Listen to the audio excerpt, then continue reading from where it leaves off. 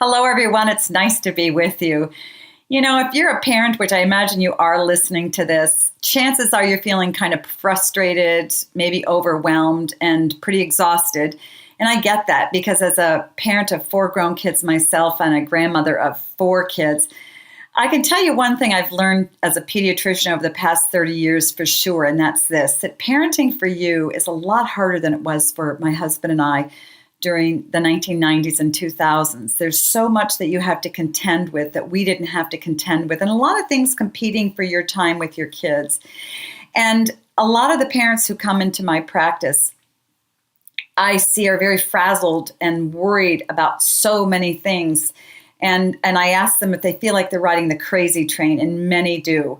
They feel like they're working harder and harder and harder to do more and give more and help their kids be happier, but they really wonder if they're getting there. So I'd like to take a few moments here and talk to you about simplifying life a little bit with your kids, because another truth that I've learned is that great parenting is simple, but it's hard. And a whole lot of things that worry parents today are things that their kids don't need and their kids don't want. And the reason I know this is because I've listened to thousands of kids over the years, and I hear them talk about you.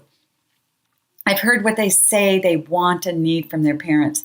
And it's great news because your kids don't necessarily need you to worry about the things you're worried about. So if you won't mind, take a big deep breath and let's shift perspective a little bit. Let's focus on parenting and getting the big things right, and setting aside the things like clothes and food and school choice and grades and athletics and dance and performance and when you should have a cell phone and when you shouldn't have a cell phone. And set that all aside and focus on 3 fundamental questions your kids need you to answer. And one of the things that I found is that if parents are successful answering these 3 questions for their kids over the 18 years they live with them, they end up with solid, happy, successful kids. And it's also important when kids get to be the age of 25 that they're not only successful, but that they want to be with their parents. Because anybody can raise a child who's going to be a great performer and make a lot of money when they grow up. But if those kids aren't happy and they don't want to spend much time with you, are you successful? Well, I think not. I think that the most important thing to do is to raise great kids who love well and want to be with us and who are good citizens contributing to the world around them. And I'm sure many of you agree with me. So what are those 3 questions that your kids want you, mom or dad, to answer? And before I tell you those questions, I want to say that any mom, single or married, any dad, single or married, any grandparent who's raising their grandparents, any grandparent who's raising their grandchildren can answer affirmatively. So if you think this is going to be too hard for you, I promise you it's not going to be too hard. The first question is this: Mom or Dad, how do you really feel about me?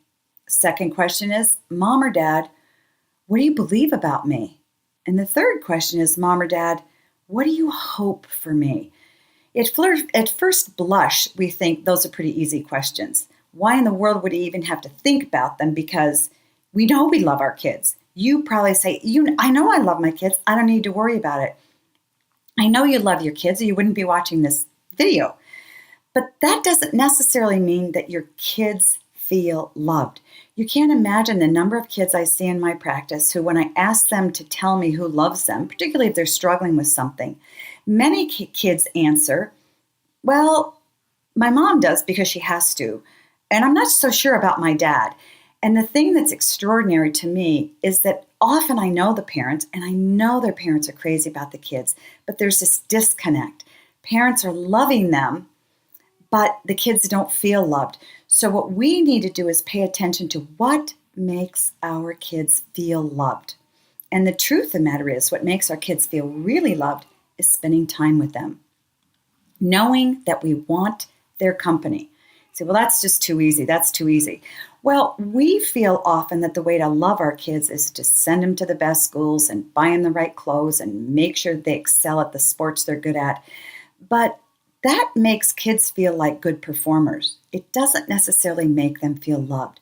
So the way to make your kids feel loved is to let them know you want their company. And some of you will say, well, you don't know my 13-year-old daughter. She slams the doors and she screams at me and she won't let me hug her. I've met your daughter. I've met every type of teenager possible. And I will say, if you have a child like that acting out, that child is crying out for attention. She wants to know, Mom or Dad, do you really want to be with me still? Or can you just not take it when I'm acting like a jerk? Kids act out when they want attention and they want to know that you really, really love them, that they can't push you away. So spending enough time with your kids is very, very important. The second thing, Mom or Dad, what do you believe about me? Think about how you talk to your kids. Are you critical of your kids? Are you constantly writing them up about their grades or their homework or their soccer performance or why they eat so much or why they eat too little or why they talk on the phone or they have the wrong friends? If your interactions with your kids are constantly negative, there's a pretty good chance that they feel you really don't believe they have what it takes to succeed in life, to live a good life. And it's critically important that you communicate you believe they have what it takes to have a good life. Now, you're not going to give them a prescription for what that life is, but you're going to believe in their character to get there. Many parents make the mistake of constantly applauding their kids' performance and telling them when they did well and telling them when they didn't do well. But kids like it when you applaud their character. So if you have a daughter who's particularly patient, tell her that you noticed how wonderful she was when she was so patient with her friend who was having a difficult time.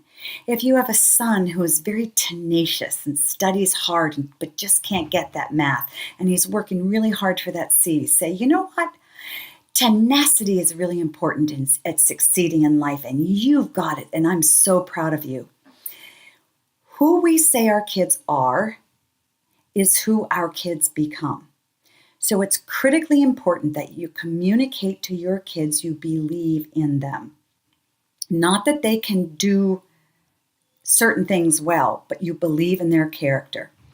I'll never forget, my father spoke a sentence when I was 20 years old that changed my life.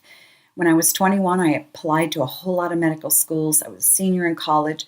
All I wanted to do from the time I was 16 is go to medical school. And I got one after another rejection letter. And my final rejection letter came in, and I felt my life was over.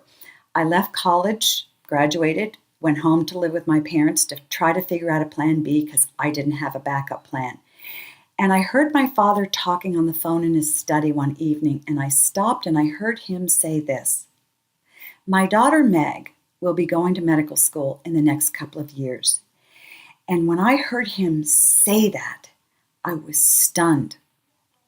My father communicated that he believed in me when I didn't believe in myself. And when my father told me, when I overheard my father say I was going to medical school, that told me I was going. It was a done deal because Dad said so. So what you believe about your kids is critically important to who they become later in life. And I heard my father's sentence in my mind when I was 35 practicing medicine, 45 writing a book, and 55 writing another book. It stayed with me for decades. Critically important that you communicate to your kids you believe in their character. Third, Mom or Dad, what are your hopes for me? Now the question is, what do you want me to be when I grow up? That's not the question. The question is, Mom or Dad, do you believe that I can get through tough stuff? I can have hope for a better tomorrow or a better week or a better year? Or do you think I'm just a loser, Mom and Dad? The other thing that's very important to communicate to our kids, I'll tell you a secret about kids. Most believe that they have to get all the fun in before 25, because after 25, you get married and that's boring. You have kids and that's boring. You get a job and that's boring.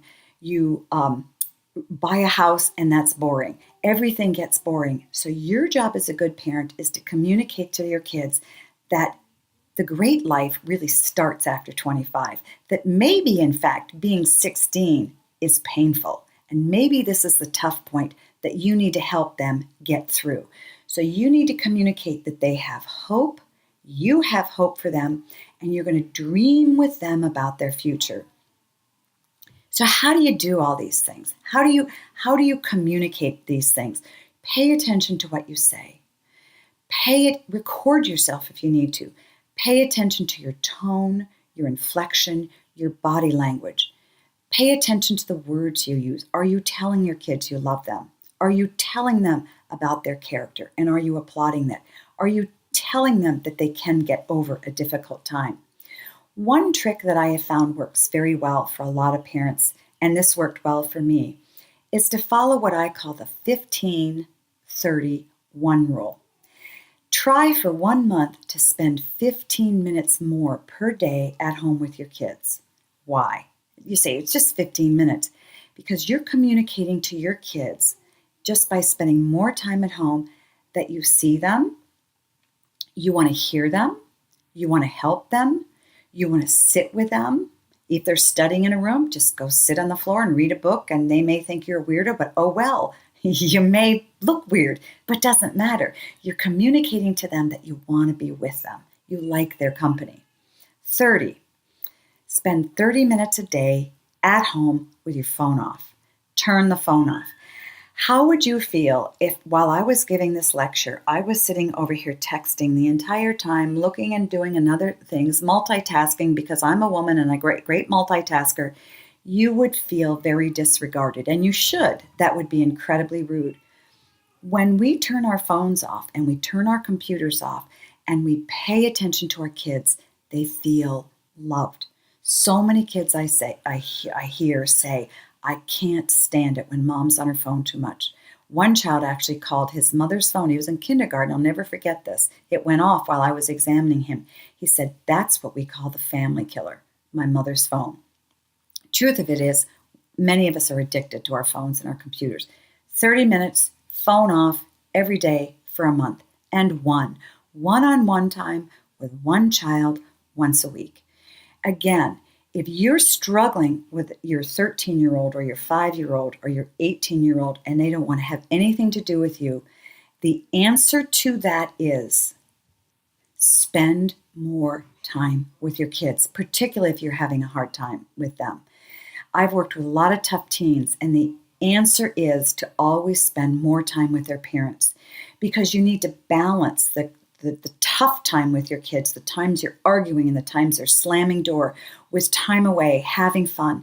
You can just say to your kids, you know what, it's Saturday morning, let's go have breakfast. I don't want to have breakfast with you. Okay, you don't want to have breakfast with me, but I want to have breakfast with you. Or if you won't do that, I have some errands to run. Will you just jump in the car and ride along with me while I get the oil changed in the car? You do that over and over. Pursue your kids. Pursue them and let them know you just want to go for a walk. You want to go for a bike ride. You don't even need to talk. And you can tell them that. You don't even have to talk to me. I just want to be with you for a little bit of time. I haven't seen you all week. I haven't heard about your week. Just come be with me. You're wooing your children. And the tougher they are and the worse they behave, the harder you need to woo your kids. Mom and Dad, how do you really feel about me? Mom and Dad, what do you believe about me? Mom and Dad, do you hope that I can have a great life one day after 25? I promise, if you follow the 15-30-1 rule for just 1 month, at the end of that month, you may just well have a different child on your hands. And I can guarantee you one thing, you're going to enjoy parenting a whole lot more, because what I know for sure is this, that great parenting is simple, but it's hard, and you can do it. Any of you can do it. God bless you, and thank you so much for listening to